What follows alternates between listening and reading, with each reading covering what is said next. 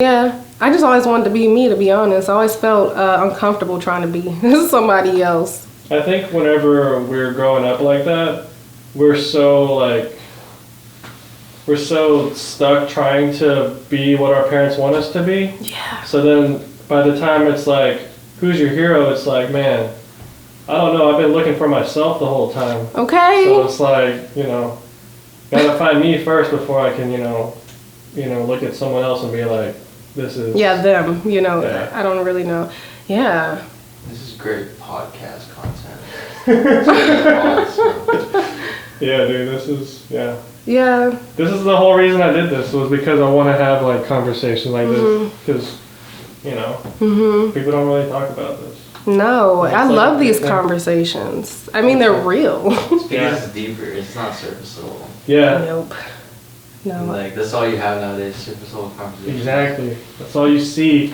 Mm-hmm. It's just like, oh yeah, my life's great. Look at my Instagram feed. And it's like, man. When you're going through life and like experiencing different emotions and thoughts, it's like, no, it's not just this basic. The thoughts that you're having, the things that you are feeling, like those are real things that we can talk about. So I love diving deep into like the person. Yeah. All these mediocre conversations. Like, do you want me to put out the, like, My stuff? yeah, like, about your parents? Oh, yeah, I do, because I do share that testimony for somebody who is dealing with the same thing. Because you got to think, like, people really got terrible parents because they had terrible parents. It's just a generational thing. And I'm trying to help somebody else with my story.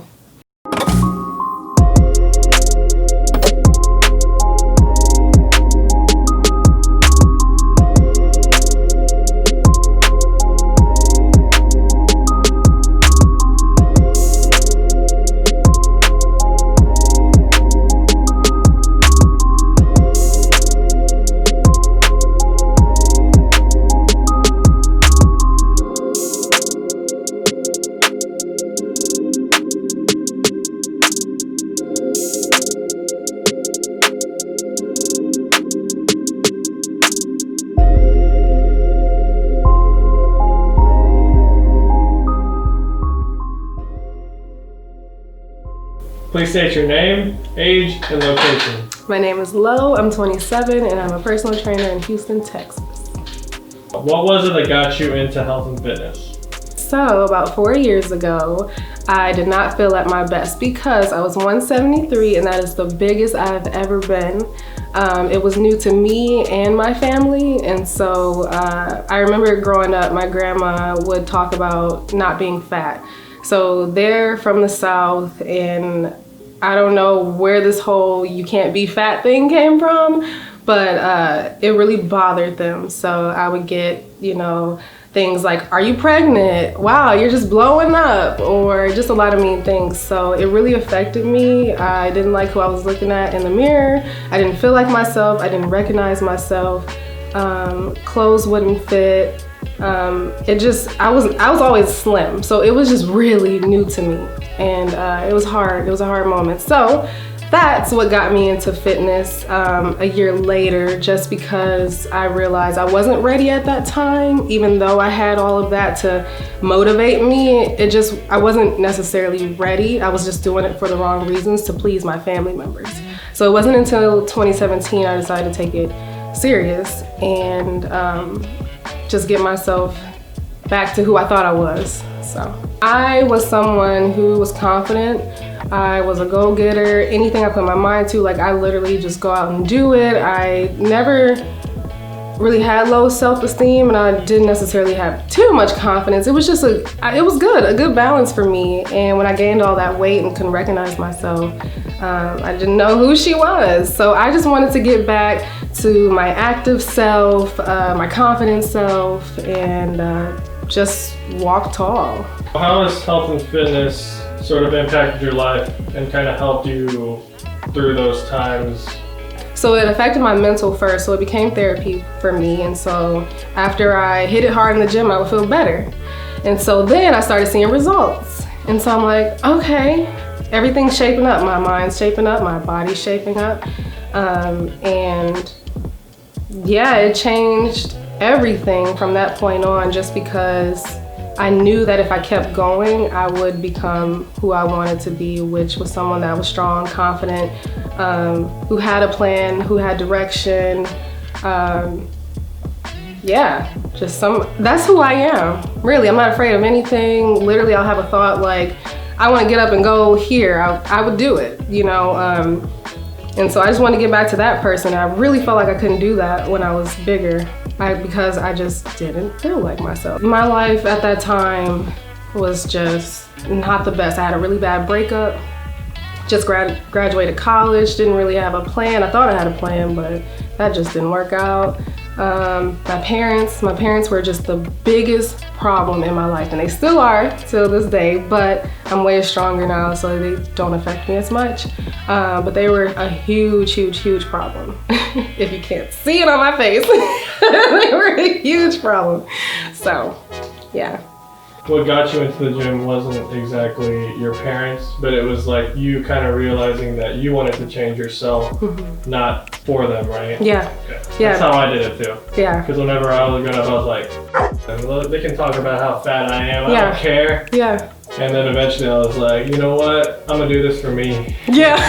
Because like I need to. Yeah. Like they were keeping me from doing that because like, maybe I wanted to do it, but I didn't want to do what they wanted me to do. Right. So You're like, I have intentions, but the fact that you're saying it, you just killed it for me. Yeah. Yeah, because now when I do it, you really think I'm doing it because you said something. Exactly. I don't want to give them that satisfaction. Yeah. Which at the end of the day, that's kind of like immature or whatever. But it is what it is. That's kind of what comes to us naturally in those situations. What advice would you give to somebody that's sort of surrounded by negativity and can't seem to get away from it? I would tell them to be alone. That sounds crazy. One would not come up with that answer for themselves in that time. But there's so much beauty in being alone because one, you can identify things within yourself that trigger you when you're around those negativity. You can also do self-care practices so that you can become stronger and more secure when you're surrounded by negativity. And eventually you'll find yourself not around it anymore just because you're good. And so I am an advocate for being alone. Be gentle with yourself if you do decide to be alone, meaning just know there are certain feelings and thoughts that will come up because you're trying to get away from the negativity, and so they will follow you in that alone time, but eventually they do go away. And I just feel like you can't deal with it any other way. It just starts with you. So, yeah. It was September 14th, 2017. I was at work. I worked at Kohl's Corporate back in Wisconsin. So just your typical gray walls at a desk.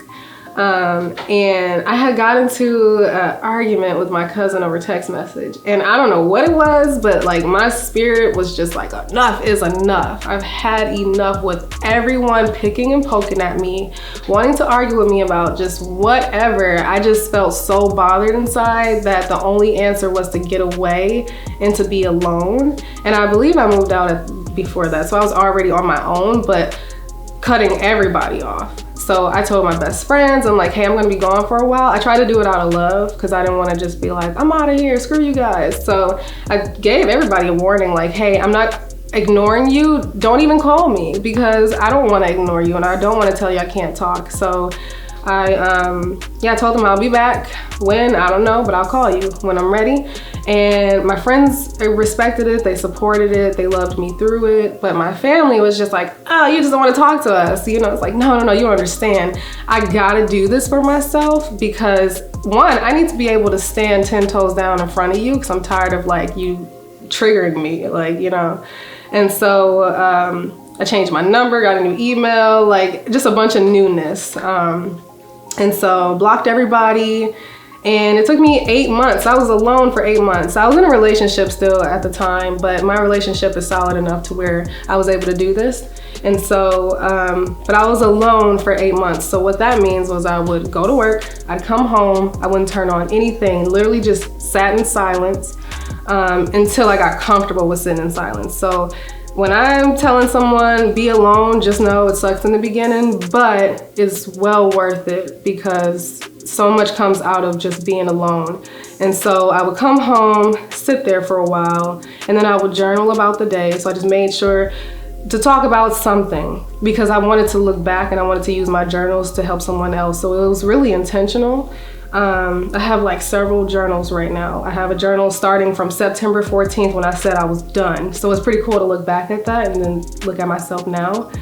And so I would journal, I would read the Bible, again, just sit still. And that's it. That's all I did at the time. And then I also started to identify what my issues were. So I just took like one issue at a time. What was bothering me the most, and kind of created some healthy self-care habits to where I can help myself heal that area. And so fitness being one of them, and then whatever the problem was, whatever made sense to help it. So I did that, and man, I came out a different person. And so I still to this day do those practices. And I have to say I'm like 110% like not the same. So that's why I always tell people, like, be alone, be okay with it, because you're gonna feel guilty, like, oh, I'm leaving everybody. But like, you only have you at the end of the day. Like, your family is your family, but when you get older, like, it's really just you. And so a lot of us kind of take our childhoods with us. I mean, if you think about it, it's just really natural. You're just growing up in this space and you're becoming, you've been influenced, and therefore it's kind of shaped you.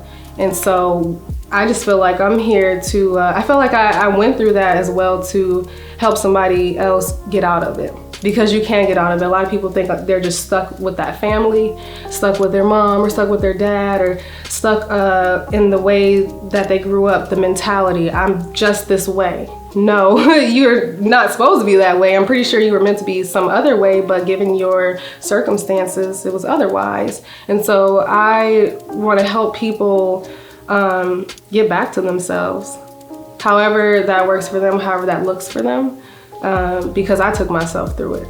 And so I'm just like this walking testimony of just cleansing myself from just parents who just didn't know any better, who weren't knowledgeable about mental health, because they always, when I would tell them like, okay, I'm experiencing this when you're talking to me, I'm really sensitive to energies, and so my parents give off really heavy energy. And so I would tell them like, this is what's going on like inside of me when you talk to me this way, or when you use this tone, and it's just like, oh, whatever, literally blow it off. So that just killed me. I just had enough of that. So I'm sure others are dealing with that. And I just want people to know, like, you can make it through all of that. Like, you can come out on top and walk different, you know? So yeah, that's literally my little testimony from a couple years ago. And so who you're seeing is just a whole different version. Obviously you didn't get a chance to meet the old version, but yeah, this was work put into this, okay?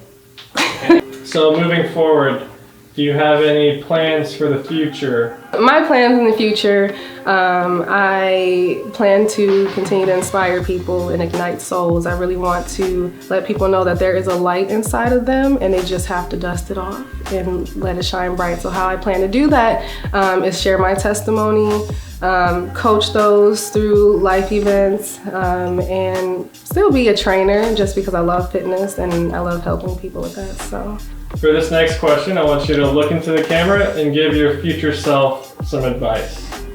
Future self, I want you to stay committed. Stick to the plan at hand, which is to inspire and ignite souls. And always surround yourself by positive people, like-minded people, and those who have your best interests at heart. And you will be great.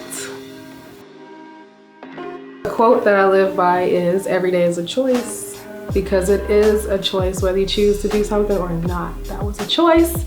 And so, yeah.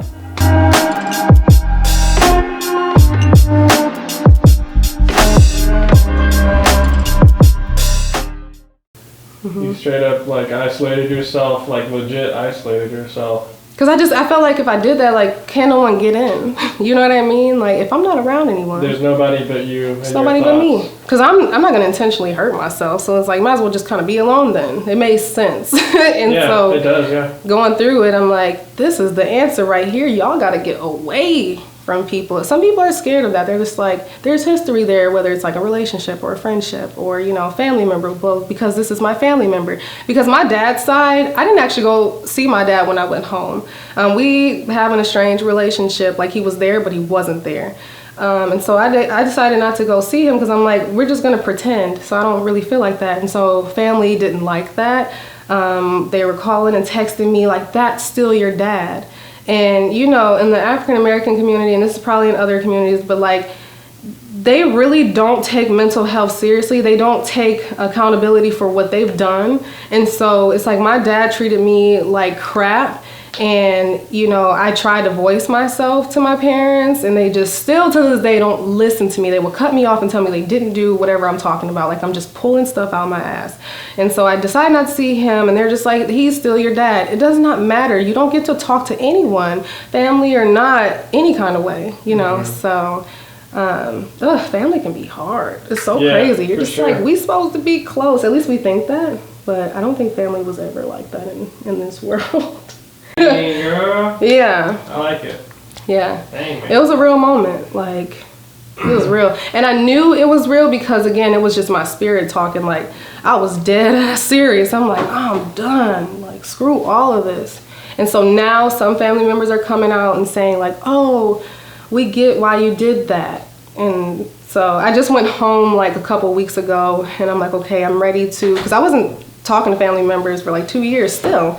And I'm like, okay, when I go home, I really want to showcase my new self, to just kind of lead by example. And I wanted to drop gems on everyone. And then when I leave, I just wanted to, you know, leave them with something to think about. Because my family, I am the only one who focuses on personal development and growth. It's just been who I was since I was like 5 years old. Like, I knew. And I would tell my parents that, like, I know myself, but they would always tell me, like, no, you don't. Like, you're a kid, you know. And so I am like that black sheep in the family. Again, like, my family's from Mississippi, so yeah, my family's from Mississippi. So they're from, like, my grandparents are from like the end of slavery, so their mentality is just shot. Is really sad. And so therefore they raised my dad, and it was really my dad more than my mom, but she has her own story. But like, it was really my dad that made it so hard for me. So yeah, but I don't have anyone else in the family to like when people ask those questions, or if it's like an essay prompt, like, who is your biggest influence or whatever, like in the family, I'm like, who? I didn't know who to think of, like, at all. I thought it would be my mom, because I'm like, well, she was a construction worker and she just seemed like she's doing something. But like, nope, there was no one who contributed to my personal growth and development. I was like, who's my hero? I was thinking, like, my parents. I feel like everybody's putting their parents. I'm like, I don't think that is my hero. Yeah. So I like put some like Spider-Man or something like that. yeah, right? Yeah, like some cartoon. Yeah. People are like, everyone has a hero. I was like, man, I don't have a fucking hero. Yeah. I'm my own hero. Yeah, now that I think about it, I didn't even like have a cartoon or actor or actress. Like, I just never had someone. Yeah, nobody really looked up to was like, oh, this is who I want to be. I never felt that. Yeah, I just always wanted to be me, to be honest. I always felt uncomfortable trying to be somebody else. I think whenever we're growing up like that, we're so